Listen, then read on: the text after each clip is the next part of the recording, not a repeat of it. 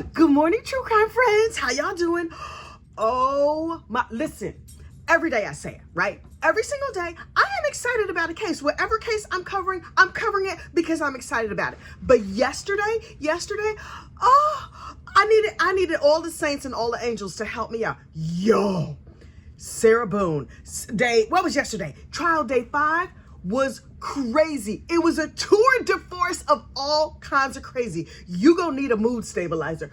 Batten down the hatches. We're gonna talk about Sarah Boone. But first, you know what you need to do. Please like this video and subscribe to the channel. We are almost at 10,000 viewers. That is crazy to me. Okay, look. I'm gonna have to wet my little whistle here because we need to get fully ready. Okay. So the day started out with the rebuttal case, right? From the state. This is the state coming back saying, hey, Jerry, listen, I know you saw all the things, but we have some experts that are just going to tell you a couple little things. It's going to take us like maybe 30 minutes. And we're going to explain a couple of things. And then you're going to agree with us that Sarah Boone was out of her mind. And I was like, okay, how long could this possibly take? Well, how long could it possibly take? All morning is how long it could possibly take. Because see, this is what happened.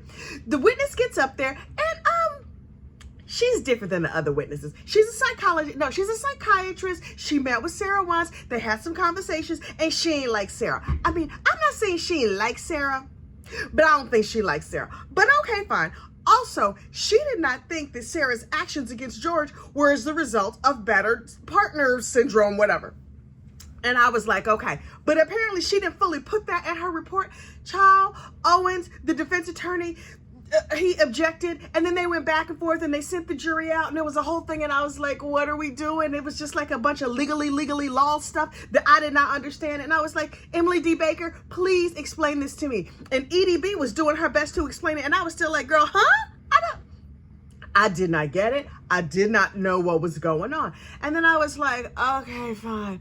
And so finally the judge was like, okay, the state accidentally didn't give some information to the defense and we're going to fix it right now with the on-the-spot AMA. And I was like, oh, okay, so I get it. So the defense attorney gets to get up here and not in the presence of the jury, ask this doctor lady every single thing they want to ask her, and then they're going to sit down and we're going to get back to our regularly scheduled program. And I was like, okay. So that's what they did, and it was back and forth. And here's the thing. The defense attorney asked some really good questions during the AMA portion. I mean, he called it like a live on-the-spot deposition or something. But come on now. You've read Reddit. I've read Reddit. It was an AMA. So he asked her anything, and then she answered all the questions, and I was like, oh, this is good for Sarah Boone. Okay, cool. I mean, I personally do not like Sarah Boone. I'm not on the jury, so I do not have to reserve judgment. My judgment is not reserved at all. I don't like her. Anyway, so I was like, okay, so we're going to sit down, and then the jury's going to come in, and we're going to play act this whole thing all over again. It's going to be just like reality TV. We're going to do it again, only fake. And then, y'all, the jury came back in, and I was like, okay, we're gonna get going. And so they got up there and they're like, okay, was Sarah suffering from PTSD? We don't have enough evidence I don't have enough evidence to decide. This is what the doctor lady said. It's like, okay, did Sarah Boone suffer from battered spouse? Yeah, she suffered from battered spouse. Okay. And then the state was like, I would like to strike this entire witness's testimony because I don't think this is gonna be good for me. That's not what he said, but that is the spirit of what he said. He was like, yeah, can you just like do one of them bloopy things, you know, from Men in Black and erase everybody's mind and forget what she just said? And I was like, wait, we spent all morning. We went through the whole thing. Y'all did all the legal arguments. The judge was mad. I was mad. You was working my nerves. It was a whole situation. And now you want to step against her? I bet you know. And the judge was like, heifer, please. I mean, objection denied. That's just like the judge saying heifer, please in judicial language, right? And so I was like, okay.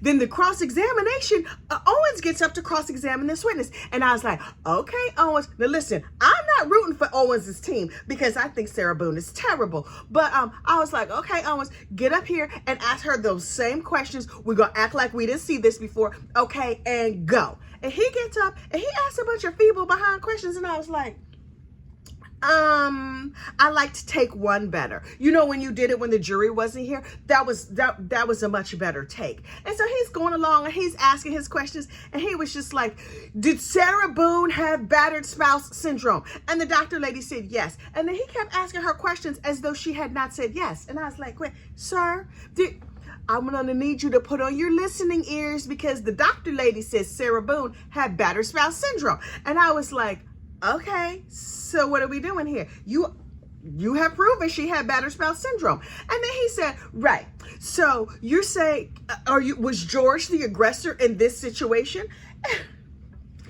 Y'all, the doctor lady very calmly was like, no, based on the stories that she told and everything I read, Sarah Boone was the aggressor. Even her ex-husband, Brian, was like, Sarah was real handsy. She was the aggressor. I was like, psst, Owens, boo-boo, sit down. This is not going good for you. And then ultimately he sat down and the state was like, I'm glad that they did not strike this lady's testimony, because she has just given us every single thing we needed. At the end of the day, the doctor said, yes, Sarah Boone had battered spouse syndrome, but the actions that she took against George on the day in question were not a result of battered spouse syndrome. They were the result of her having a devil in her. Now, she said it in like medical terms and legal terms and stuff like that. But basically, she was like, oh, that heifer had a devil in her. That's why she did them things. She's evil, E-V-I-L, evil. So I was like, okay.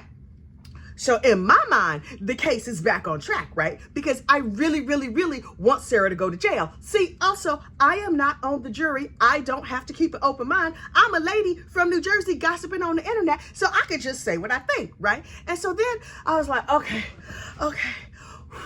This day has worn me out, and now we're just gonna watch some nice relaxing videos. Oh, this is gonna be good. I love a video. And then they should have given a trigger warning, some sort of disclaimer. This section of the trial should have been sponsored by BetterHelp. We all needed to call our sponsor, well, definitely call our sponsor, but also we needed to call a therapist who possibly, BetterHelp, you want to sponsor me? Anyway, we needed to call somebody after seeing these videos, because I was like, oh, Black Jesus, this situation is bad.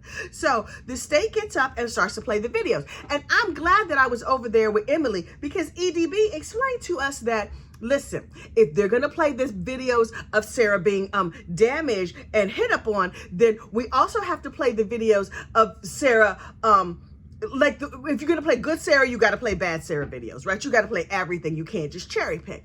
Okay, so they put in all the videos and the videos start. And I was like, oh, I should have got me some popcorn. In the end, I'm glad I didn't have none. And so it was like a lot of DV. Now listen, if you are triggered by DV, don't you worry, boo, I got you. I'm going to explain this in a way that hopefully does not trigger anybody. Y'all let me know how I did. Okay, so look, in the beginning of the videos, it's sort of like, boo, boo, boo, boo, boo, hello, 911, George is being me, George did this, George did that, and then you see George get arrested. And I was like, okay, well, this is what we were told happened. And then it goes on a little further, and it's just like, Sarah is calling 911 just recreationally? Sarah girl, I don't know if anybody told you, that's not what 911 is for. In one video, the officer came to her house and she was like, hey, Asifa, how you doing? He's being real mean. Can you give me a hug? I was like, is she over here? At the time, she was 98 pounds. Are her and all of her 98 pounds hitting on an officer on his body cam? Ma'am, listen, I know you drunk, but he's not. He would have to be out of his mind to take you up on that disgusting offer. Also, even if he wanted to take you up on it, I fear he would get worms. No offense to worms, but I was like, And she was just like, hey, can I get a hug? Ma'am, when they're there to serve and protect, that's not what they mean. This is not the hug patrol. You need to call free mom hugs or something like that. Even those ladies would be like, heifer, no. So Sarah routinely called 911 just for sport, apparently. At one point she was like, hello, 911. I think George might be at my house. Can you come and look in my windows or whatever and see if he's there? And they were like, okay, so this is what we can do. We can park down the block and we can walk with you if you're afraid. And she was like, no, what other services do you offer? That's not the one I'm looking for today. This heifer treated 911 like it was her personal concierge. She was just like, there are certain things that I would like, and I don't want you to make a ruckus. I would like the police to show up softly and gently and quietly and help me out. But you see, all my neighbors are complaining because I call 911 all the time, and I would like to not get kicked out of my apartment. Please feel sorry for me. I'm gonna get kicked out of my apartment and I have my young child with me. Ma'am, you are a whole mess. Also, miss, I don't really drink. Ooh, I like to keep my wits about me. I'm not really into drinking like that. Ma'am, all you do is drink. In all her testimony, when she was, not testimony, when all her, interrogation video, when she was talking to the police, she was just like, oh no, oh, I don't like to be non-compos Mentos. Ma'am, you don't have a compos, you don't have a Mentos, you out of your rabbit ass mind. You want to know the truth between me and you? You are out of your mind. So she calling the police all the time, drunk all the time, showing her behind, literally and figuratively, in all these videos. And I was like, this heifer.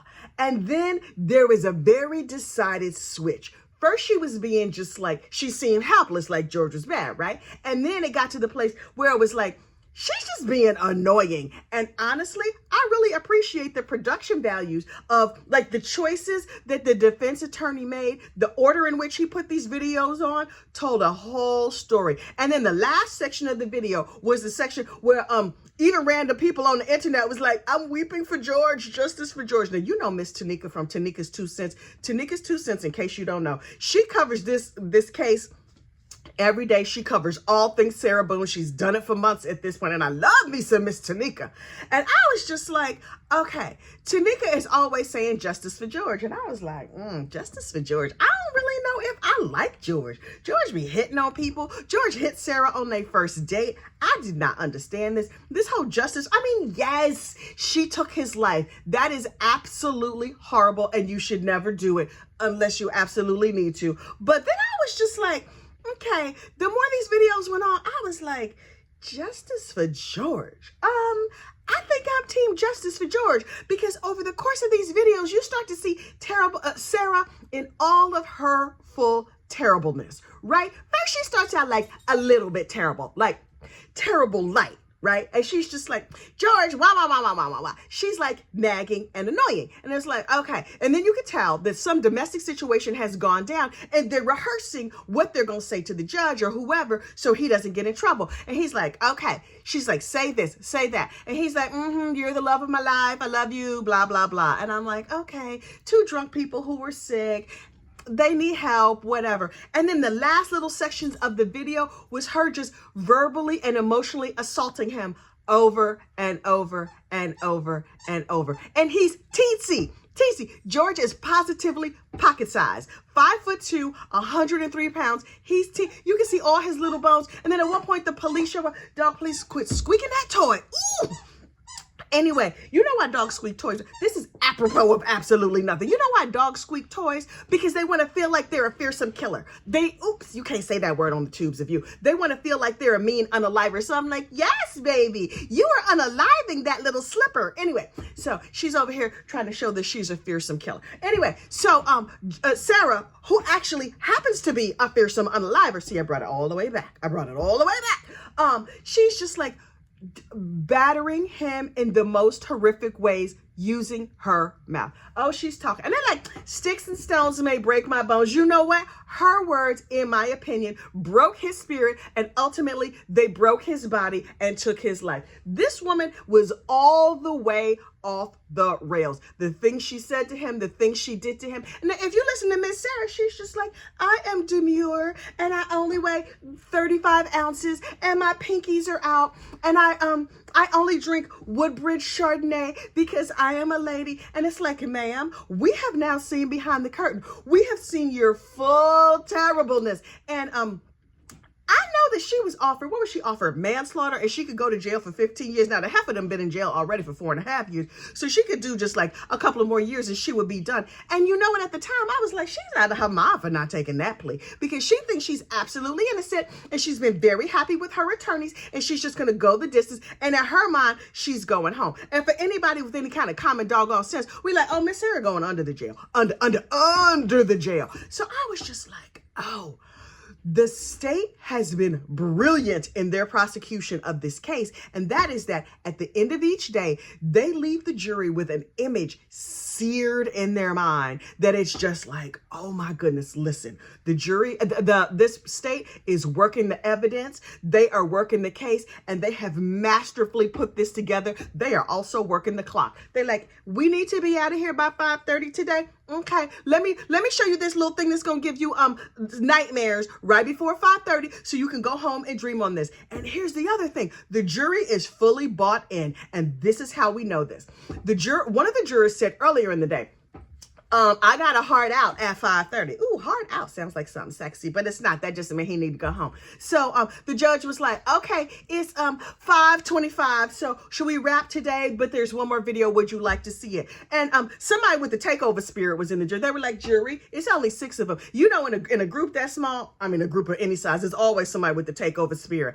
And they were like, what do you want to do, jury? Everybody was sitting there like, One lady was like, okay, so what you want to do? I want to stay and watch. I want to see how this movie ends. What you want to do? You? Okay, Your Honor, we're staying. She got the takeover spirit. I know a little something about that takeover spirit life. Anyway, so the juror with the takeover spirit was like, we won't see. And so they went past 5:30 and they watched all the videos and I was like, state, the jury is with you. Do you think that they will have to go back to the jury box to convict her? I mean, back to the jury room to convict her? Or are they just going to do it in the hallway? Do you going to think are they going to wait on their Jimmy John sandwiches or whatever to get delivered? Because in my mind, they're going to convict this heifer with a quickness. And I'm telling you right now, I will bet you $1. Miss Sarah's going to be like, it's not fair. You don't understand. She's absolutely going to appeal when she loses. And I absolutely appreciate that every step of the way, this judge has said,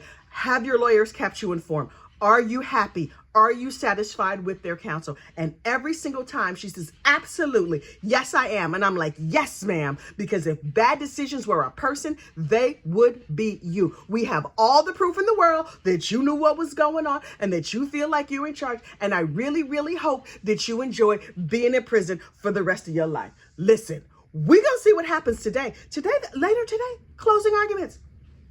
Y'all, and then jury watch. It is a Friday. You think this jury is going to want to deliberate and then stop and then go home and come back on Monday? I guess we're going to see. In my opinion, I think this verdict's going to come back quick. But then again, you never know. When it happens, I'm going to be here right here with you. All right. I'll talk to you later. Bye.